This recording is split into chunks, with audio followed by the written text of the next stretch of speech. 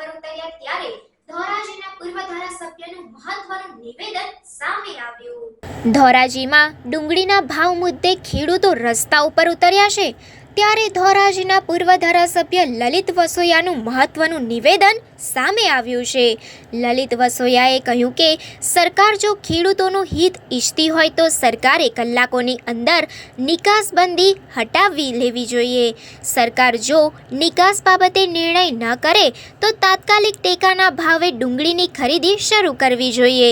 ખેડૂતો રસ્તા ઉપર ઉતરી જાય એ સરકાર માટે શરમજનક બાબત છે।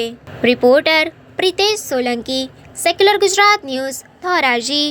કેન્દ્ર સરકાર દ્વારા ડુંગળીની નિકાસબંધીને કારણે સૌરાષ્ટ્ર અને ગુજરાતના ખેડૂતો આક્રોશભેર સરકારમાં રજૂઆત કરવા માટે રોડ ઉપર આવ્યા છે।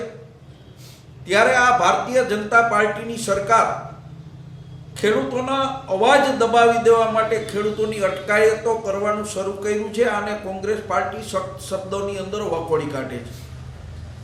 કેન્દ્ર સરકારે ડુંગળીની નિકાસ બંધી કરી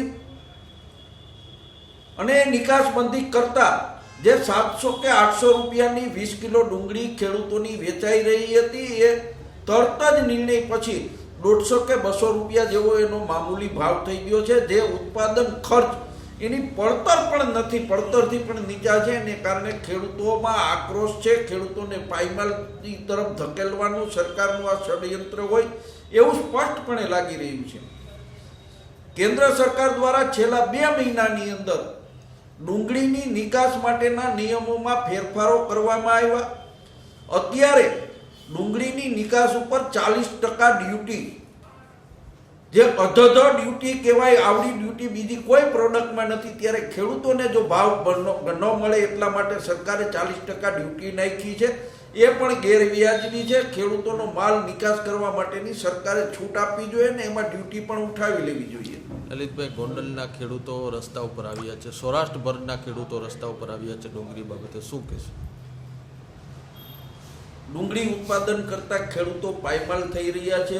બહુ મોટી નુકસાની જઈ રહી છે। એનું વર્ષ આખું ફેલ જઈ રહ્યું છે અને એ આક્રોશ સાથે ખેડૂતો ગોંડલ જ નહીં, મહુવા, ભાવનગર, ધોરાજી, ઉપલેટા બધા સેન્ટરોની અંદર ખેડૂતો આક્રોશ સાથે સરકારમાં રજૂઆત કરી રહ્યા છે। ત્યારે સરકારે એક અવાજ દબાવવાના બદલે તાત્કાલિક ધોરણે ડુંગળી પરની નિકાસ હટાવી લેવી જોઈએ। કારણ કે આ ડુંગળીનું આયુષ્ય ફક્ત 15 દિવસ હોય છે।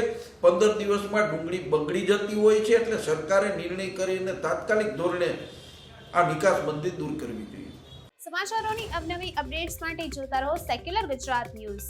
સાથે સેક્યુલર ગુજરાત ન્યૂઝ ચેનલને લાઇક, શેર અને સબસ્ક્રાઇબ કરો અને બેલ આઇકોન દબાવીને સમાચારોની ઝડપી માહિતી મેળવો।